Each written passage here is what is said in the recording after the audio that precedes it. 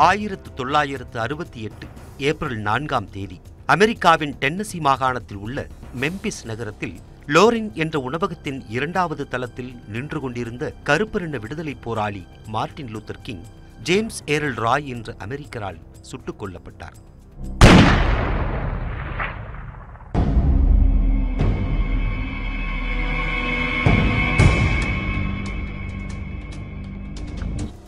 தனது 39 வயதில் பல ஆண்டுகளாக அமெரிக்காவில் நிலவி வந்த கருப்பர்கள் மீதான ஒடுக்குமுறையை முடிவுக்கு கொண்டு வந்தவர் மார்ட்டின் லூத்தர் கிங். பாப்டிஸ்ட் திருச்சபையின் மதபோதகராக வாழ்க்கையை தொடங்கிய மார்ட்டின் லூத்தர் கிங் மறு உலக விடுதலையை விட கருப்பின மக்களின் தற்போதைய சமூக விடுதலை முக்கியம் என கருதியதால் போராளியானவர். அமெரிக்காவில் பின்பற்றப்பட்டு வந்த பிளவுவாத அரசியல் கருப்பர்களுக்கான சம அந்தஸ்து வழங்குவதை பிடிவாதமாக மறுத்து வந்தது. அமெரிக்காவில் குடியேறிய ஐரோப்பியர்கள் அடிமைகளாக கொண்டு வரப்பட்ட ஆப்பிரிக்க கருப்பர்கள் மீதான வன்மத்தை தொடர்ந்து வெளிப்படுத்தியே வந்தனர். உழைப்பால் கருப்பர்களின் கரங்கள் காய்பேறியது போல் வெள்ளையர்களின் வன்மத்தால் அவர்களின் மனங்களும் காய்பேறி கிடந்தபோதுதான் மருந்து போட வந்தார் மார்ட்டின் லூத்தர் கிங். 1950களில் பேருந்துகளில் இடமிருந்தாலும் கருப்பர்கள் அமர அனுமதி இல்லை. உணவகங்களில் அமர்ந்து உணவு உண்ண முடியாது. நாடு முன்னேற உழைக்கும் மக்களின் முன்னேற்றம் வெறுங்கனவாகவே இருந்தபோதுதான் எனக்கும் ஒரு கனவு உண்டு என ஒடுக்கப்பட்ட ஒட்டுமொத்த கருப்பர்களின் குரலாக ஒலித்தது மார்ட்டின் லூத்தர் கிங்கின் ஒற்றை குரல்.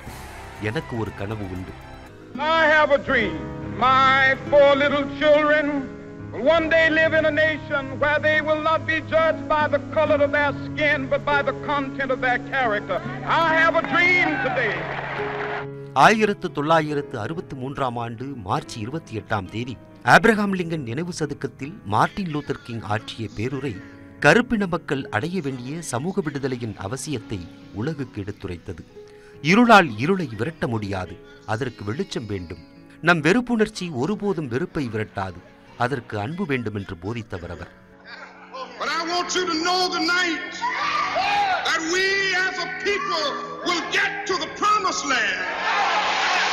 கலவரங்களில் ஈடுபடுவதற்கும் கோழைத்தனமான அடிபணிதலுக்கு மாற்றாக ஒரு வழிமுறை நமக்கு தேவை. அகிம்சைதான் நமது வலுவான ஆயுதம் என மேற்கத்திய சமூகத்திற்கு அகிம்சையின் வலிமையை போதித்து அதில் வெற்றியும் கண்டவர் மார்ட்டின் லூத்தர் கிங். தோல் நிறத்தால் அல்ல, குணத்தால் மனிதர்கள் மதிக்கப்படும் உலகம் வேண்டும் என்பதே அவரின் கனவு. அந்த உரை நிகழ்த்தப்பட்டு சுமார் 55 ஆண்டுகள் நிறைவடைந்துள்ளது.